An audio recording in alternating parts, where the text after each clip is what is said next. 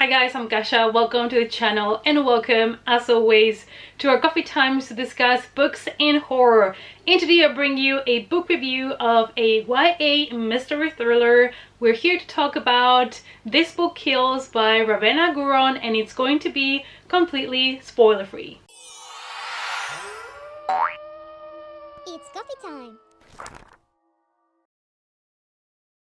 This Book Kills is the debut novel by Ravenna Guron, and it came out on the 5th of January of 2023. This book had already piqued my interest when I heard about it, the title, when the cover was revealed. Everything just piqued my interest and I got more and more interested in picking it up and reading it. Now, sadly, in the Netherlands, for some reason, I didn't have the option to order it until March, so that is why the review is coming a little bit late. But nevertheless, I wanted to talk to you about this great mystery thriller. This is a good murder mystery thriller. It is cozy and it's perfect to any season to turn you into a private investigator. The plot is simple. We have a murder on the loose on an elite boarding school. When Hugh is found murdered and he's one of the popular kids of school, everybody is a little bit on edge, and Jess is trying to figure out the mystery, trying to figure out who killed Hugh. Jess is a student that is at this elite school thanks to a scholarship, so her worries is that she needs to keep her grades high and not to be the center of attention. However, this murder is going to put her in the police spotlight, so she is not pleased at all. And Jess is being investigated by the police because Hugh was killed in the exact same way that one of the characters from a story that Jess wrote. With time running out, Jess needs to figure out who killed Hugh before she's next. Our main character is Jess, and she's going to turn into our best friend, our bestie, because in a way she's talking to you, the reader, and she's kind of giving you all the hints and all the details of the mystery so that you can solve it together with her. So Jess already has a lot on her plate because she received a scholarship to attend this elite school where normally only rich kids go to. She feels the pressure of having to keep her grades up. So she's always studying, always trying to be a good student, and also she tries not to be the center of attention. She thinks she needs to work way harder than anybody else so that she can be taken seriously. She thinks that most of the students just see her as a poor girl, as a scholarship girl, and nobody really takes her that serious. This is why she has always felt like an outsider and like she was not fitting in, and now on top of that she's in the middle of a police investigation. Jess does not have many friends at school. Actually, she only has one, which is Clem, and they have been friends from the beginning since she started going to this school, and she feels even more threatened with her scholarship now that the police is interrogating her. When the story starts, I feel like there is two characters that are the ones that come automatically in the list of suspects, and one of them is Millie. So Millie is the popular blonde girl with blue eyes, and she was Hugh's girlfriend. So that is why she's automatically a suspect for us, because she was the girlfriend that could have been jealous, and Hugh on top of that was cheating on her. So could Millie have been jealous about the cheating? Could she have wanted revenge? And we also have Hattie, which is Clem's roommate, and she is a girl that loves nature, and she was the first one to discover the body because she loves to go on early walks in the morning, and she went as her usual walk in the morning to the woods and found Hugh's dead body. So obviously the person who discovers the body is always considered a suspect in this type of stories. But honestly, everybody in the book is a suspect, which is what made this read so much fun. Everybody could have had a motive. Everybody knew Hugh, he was a popular kid, Everybody could have been jealous, wanting revenge. Everybody could have had reasons to get rid of him. And that's, like I said, one of the best things of the book, because you are getting introduced to more characters and you kind of see why they could also be the killer, and it's what makes the murder investigation that much more fun. There is many other characters that are being introduced, like other roommates. We have also Hugh's best friend, so there is like a bunch of characters that we get to see, and we as the reader are trying to figure out who could have been. In the book, there is many different themes that we get to see. The first one is privilege, because we are at an elite school. So we're going to see here many characters that come from rich families, and you can see how for them things are different. Life is just easier. They get a lot more things handed to them. They're not under so much pressure because they know they already have jobs secured. They don't have to get the best grades, and it puts things into perspective, you know, to compare characters like that to Jess, that had to fight really hard to get a scholarship, and now she's still fighting hard to keep good grades. And the book also talks how some of those rich kids disregard those that have less, that come from poorer families. However, coming from money doesn't mean or doesn't grant you happiness. Most of the kids in this elite school obviously come from rich families, powerful families, and then we have two girls that came into the school with scholarships, and those are Jess and Summer, and we're gonna see them talking about, you know, how scared they are to lose their scholarship, because for them, being where they are is actually a big deal, and it's not something that they take for granted like the rich kids do. And apart from seeing that they are struggling a lot more to fit in, also you can see how her social interactions at the school are very different from those of the rich kids. The next theme or topic that we have here is a topic that I know not everybody loves to read about, and that is cheating. So the book starts with Jess telling us that Hugh has been murdered, and it kind of tells you what happened the days before he was killed. Now, the days before he was killed, he confessed to his girlfriend Millie that he had been cheating on her. So we know this from the very beginning, from the get-go. So we get to think, you know, why does somebody cheat? Is it because they need to be reassured on how popular they are, how wanted they are? Is it just to feel wanted, just to have it all?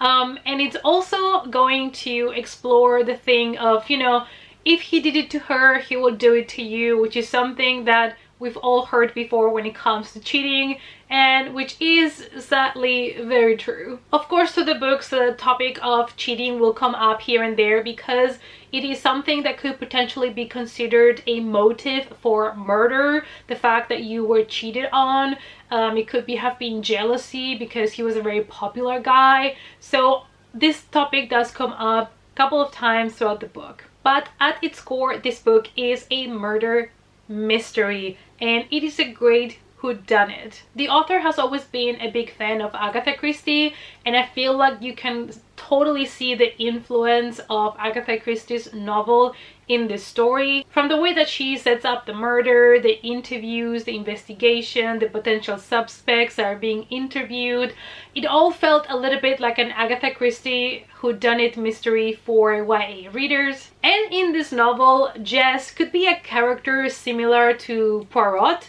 from the Agatha Christie novels, and she basically has a list of suspects. She tries to talk to them, which is kind of interviewing them. She tries to figure out their motives, and she's the one kind of performing this investigation. She considers not only who had a motive, but also who could have been there at the time of murder, so alibis, where people were around the time of murder. And like in some of the Agatha Christie novels, we have a closed location for the crime, and that makes also the list of suspects smaller because the school closes its gates at 10 p.m. and after that nobody can go in or out. So we know that whoever did this is somebody that either lives in the dorm or has access to the school. Jess comes to the conclusion that there is many reasons why Hugh could have been killed, you know, jealousy, cheating, somebody just seeking revenge, could have been maybe somebody hiring a hitman because they have some unfinished business with Hugh. Like, anything could have happened here. So Jess starts to think, could this have been another student? Could they be living in the dorms with a murderer? Or maybe was the murderer one of the teachers who are the people that the kids should be trusting? On top of that, there is a secret club in the school called the Regio Club. So could have been anybody from this club involved. And is Jess going to get into trouble because she's digging deeper into the background and the history of this secret club. Another theme in the book is secret societies, because this elite school has its own secret society called the Regio Club. Now, everybody assumes that the members are probably the kids from the richest families, from the most powerful families, but nobody really knows for sure that, you know, the list of the members of this club. And this club has a lot of power on the school, and they sometimes even call the shots on the things that are being decided around school. Also, this club sometimes sends random dares to other students, and they have to go through with those dares. Nobody has ever dared not to go through with it because they are really scared of the repercussions, because this secret club is very powerful. Now let's talk a little bit more about how the book is written. So at the very beginning we have, ladies and gentlemen, we have a map. I love maps in books, especially for murder mysteries, to give me kind of an idea of the places where the suspects could have been moving from, you know, left to right. Could they have been going through this room or that room? I just love that. It also helps a lot mentally to get an image of how things look like inside of the dorms, inside of the school. So I loved it. And the book is written basically by Jess. She is the writer. She is the one talking to us, letting us know that Hugh was killed and guiding us through the events of the investigation, how she figured out what happened to him.